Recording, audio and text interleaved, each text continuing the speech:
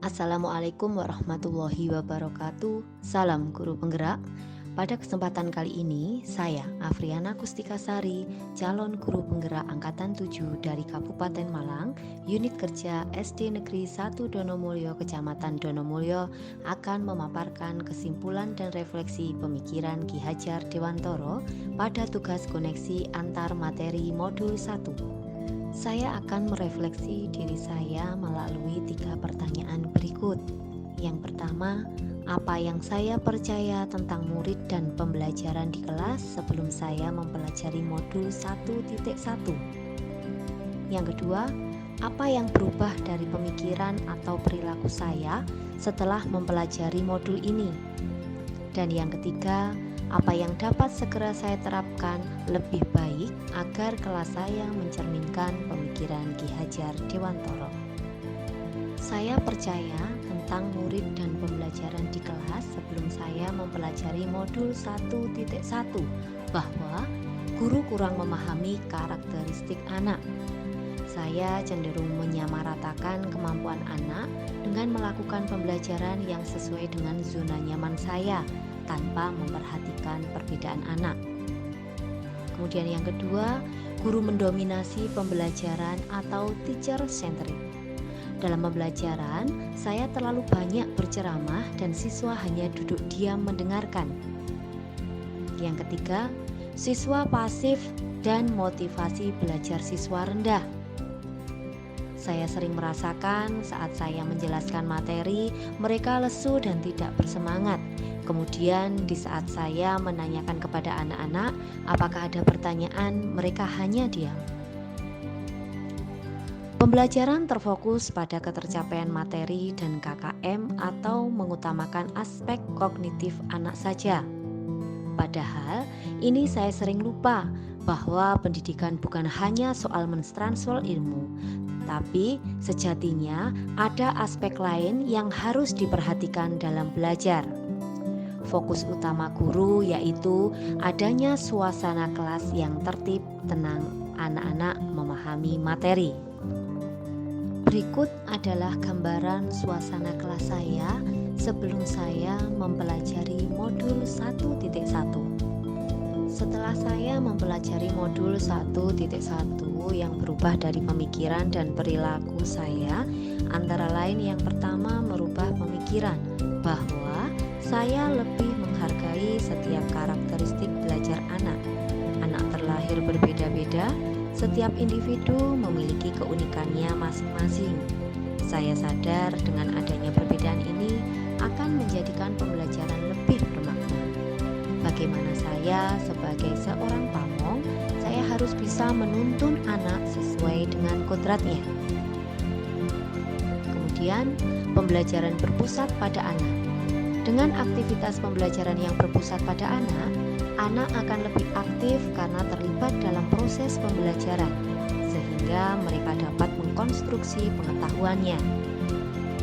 Yang ketiga, guru bukan satu-satunya sumber belajar. Apapun yang ada di sekitar kita bisa digunakan sebagai sumber belajar anak. Anak bebas memilih sumber apa dan dari mana yang akan mereka gunakan untuk belajar. Tugas guru adalah menuntun, mengarahkan mana yang baik dan yang tidak baik. Selain itu, setelah mempelajari modul 1.1 ini, juga dapat merubah perilaku saya, antara lain memberikan kebebasan kepada anak untuk menyelesaikan setiap tugas sesuai dengan minat, bakat, dan kreativitasnya masing-masing. Kemudian yang kedua, mengemas pembelajaran secara menarik agar motivasi belajar siswa meningkat. Yang ketiga, guru harus lebih cermat melihat bakat anak. Karena sebagai seorang pendidik, saya, guru harus lebih mencermati, melihat bakat anak melalui observasi, wawancara, dan juga pendekatan personel agar kita lebih dekat dengan anak.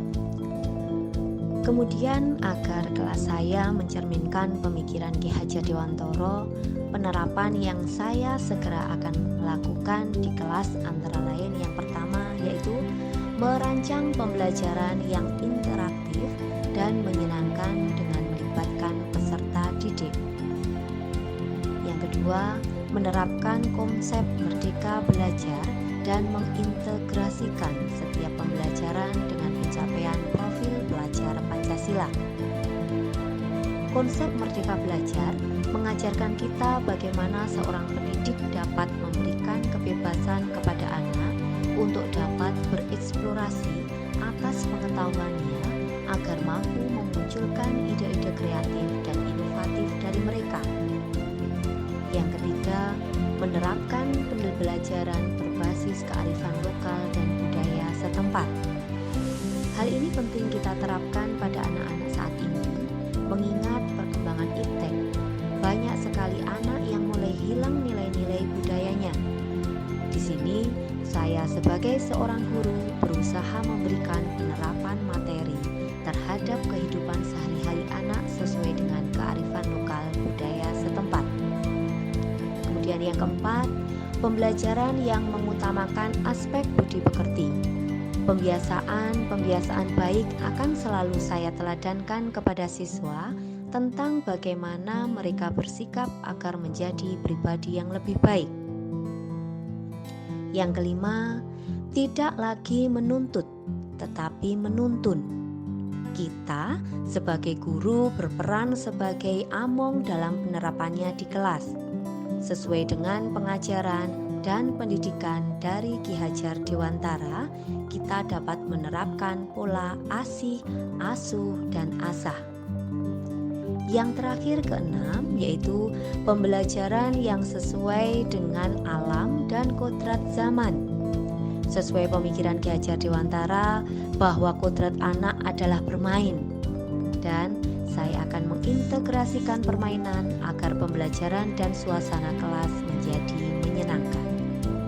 Kesimpulan yang dapat saya sampaikan tentang dasar-dasar dari pemikiran Ki Hajar Dewantara harus segera kita terapkan dalam proses pembelajaran di kelas atau di sekolah.